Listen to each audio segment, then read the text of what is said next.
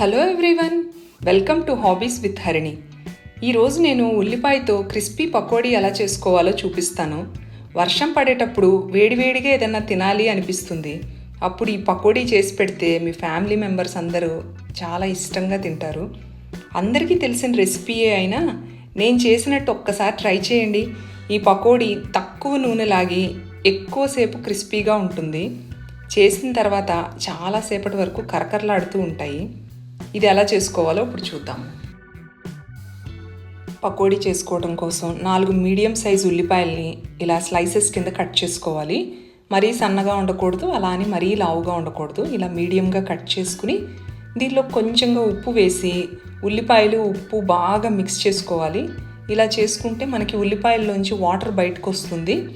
పిండి ఎంత కావాలి అనేది కన్సిస్టెన్సీ కరెక్ట్గా వస్తుందండి. ఇలాగ బాగా క్రష్ చేసి ఒక 5 నిమిషాలు పక్కకు ఉంచేద్దాము. ఇందులోంచి నీరంతా బయటకు వస్తుంది. ఒక 5 నిమిషాల తర్వాత మనము కొంచెంగా జీలకర్ర, అలాగే కొంచెంగా కరివేపాకు, కట్ చేసుకున్న గ్రీన్ చిల్లీస్ వేసి మళ్ళీ ఇవన్నీ వేసాక కూడా ఒకసారి బాగా క్రష్ చేసి మిక్స్ చేసుకోవాలి. ఇదిగోండి, ఇలా బాగా మిక్స్ చేసుకుంటేనే మనకు అందులోంచి వాటర్ అంతా బయటకు వస్తుంది. పిండి ఎంత పడుతుంది అనేది కరెక్ట్గా తెలుస్తుంది. ఇలా అంతా మిక్స్ చేసుకున్నాక ఇప్పుడు మనం పిండి వేసుకుందాము. ఫస్ట్ 3 టేబుల్ స్పూన్స్ బియ్యపిండి వేస్తున్నాను. బియ్యపిండి వేస్తే మనకి క్రిస్పీగా వస్తాయి పకోడీ.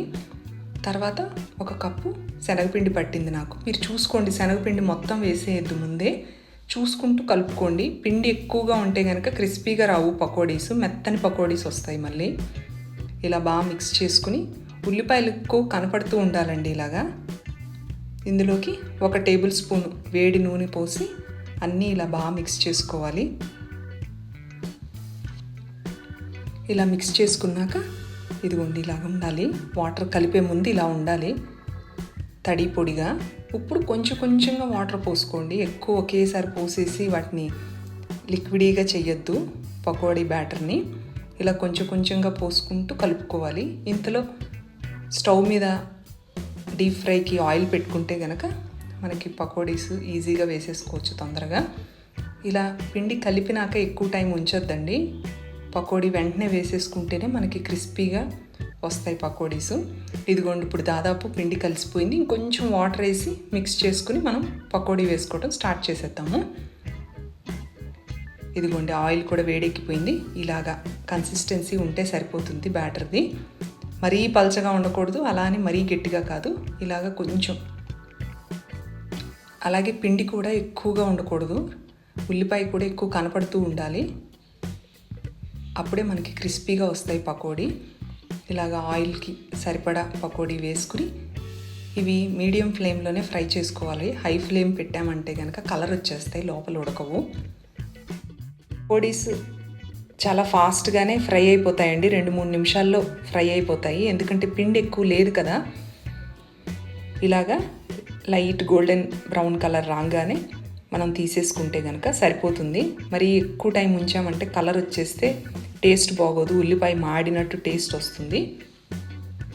ఇదిగోండి, ఇలాగా గోల్డెన్ బ్రౌన్ కలర్ రాగానే తీసి పక్కకు పెట్టేసుకుని మిగిలిన పిండిని కూడా పకోడీస్ కింద ఇలాగే వేసేసుకుంటే కనుక మన క్రిస్పీ పకోడీస్ రెడీ అయిపోతాయండి. నేను మిగిలినవి కూడా పిండి ఇలాగే పకోడీస్ వేసుకున్నాను. చాలా ఫాస్ట్గా అయిపోతాయి ఈ పకోడీస్ చేయటం కూడా. ఫ్రైయింగ్ కూడా చాలా ఫాస్ట్గా అయిపోతుంది. ఇదిగోండి, మిగిలిన అన్నీ కూడా వేసి గోల్డెన్ బ్రౌన్ రాగానే తీసి సర్వ్ చేసేసుకోవటమే ఇంకా. ఇదిగోండి, మన crispy and tasty pakodi ready అయిపోయిందండి.